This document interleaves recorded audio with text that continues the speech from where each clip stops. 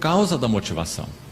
Então segue o versículo assim: se alguém vem a mim e não aborrece seu pai e mãe e mulher e filhos e irmãos e irmãs e ainda a sua própria vida, não pode ser meu discípulo. Talvez nós tenhamos que ser reajustados na nossa compreensão do que significa o que o Senhor está falando, porque o sentido da palavra do Senhor foi muito drástico e muito claro. Por um lado, corremos o risco de não compreender, mas por outro lado, talvez um risco maior de nós tornarmos menor o que o Senhor disse. Ele está querendo dizer o que ele disse, então não vamos tornar menor o que o Senhor falou. Ele está falando sobre separação mesmo. Em Mateus capítulo 10 ele disse assim: eu não vim trazer paz à terra, eu vim trazer espada. Será que o Senhor está usando figuras de linguagem? Não, porque ele continua explicando: eu vim causar divisão. Mas não pode. Então o Senhor não causa divisão, mas ele diz que causa. Eu vim causar divisão entre o homem e a sua mulher, o pai e o seu filho. Mateus capítulo 10. Os inimigos do homem serão os da sua própria casa. Nosso Senhor foi muito claro. Então, irmão, sem entrar nas minúcias desse texto, porque precisamos seguir, uma coisa importante aqui: o que o Senhor quis dizer com a seriedade do que ele disse. Amados irmãos, quando cada um de nós foi chamado para o discipulado a Cristo, isso ocorreu com todos nós que cremos no Senhor Jesus por sua graça, ouvimos um dia o chamado de Cristo. Agora escute bem aqui com atenção: esse chamado do Senhor Jesus Cristo é o chamado do mediador. Vamos tentar entender o que isso significa. Há um só Deus e um só mediador entre Deus e os homens, Cristo Jesus, homem.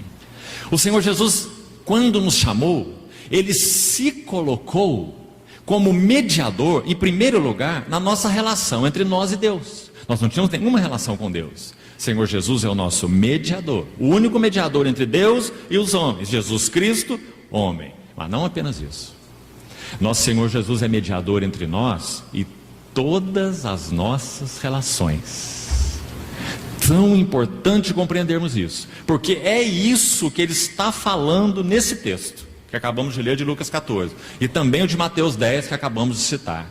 Vim causar divisão entre o homem e o seu filho, o pai e o seu filho, a mãe e sua filha. Os inimigos do homem serão os da sua própria casa.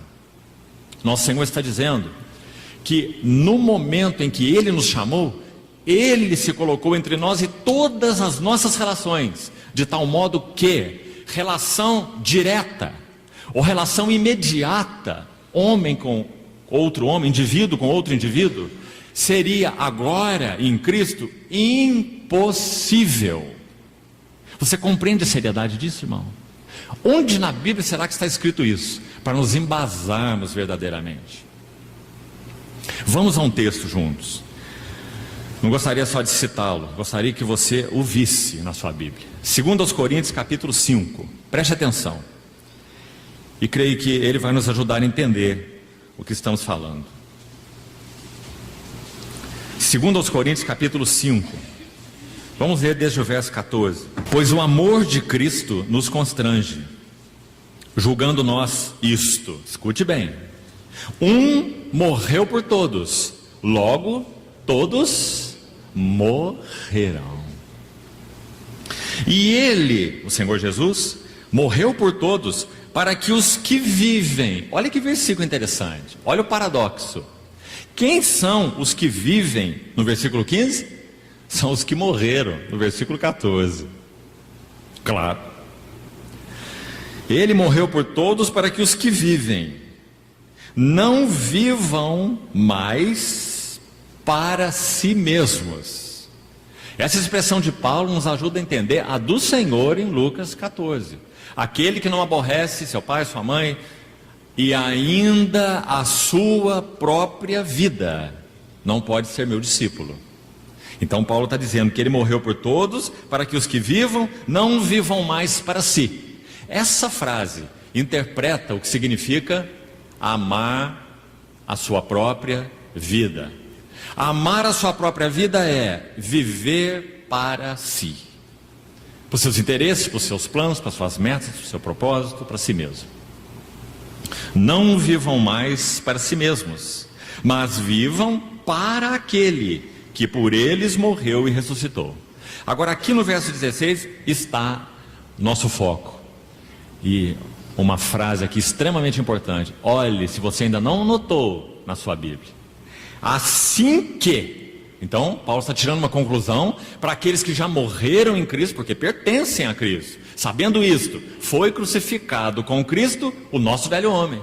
Isso é verdade para todos nós. Podemos ainda não ter tido esse entendimento espiritual, infelizmente. Essa revelação clara de que nós estamos mortos, separados para tudo que não é Deus, porque nós somos incluídos com Cristo na sua morte. E que verdade maravilhosa é essa, e que libertação, e que segurança ela nos dá. Então Paulo vai tirar uma conclusão dessa verdade, que nós morremos com Cristo. E a conclusão é, olhe de novo para o verso 16. Assim que nós, então por conclusão, por consequência, daqui por diante, a ninguém conhecemos segundo a carne. Tem como ser mais claro, irmão? O Senhor Jesus, quando nos chamou, o seu chamado é o chamado do mediador. Ele se colocou, quando nos chamou, entre nós e todas as nossas relações. Em primeiro lugar, Ele colocou-se entre nós e a nossa relação com Deus, que nós não tínhamos. Ele é um mediador entre Deus e os homens. E também colocou-se entre nós e todas as nossas outras relações. Então aquilo que chamamos de relação direta uns com os outros, indivíduo com indivíduo, relações imediatas, são ilusão.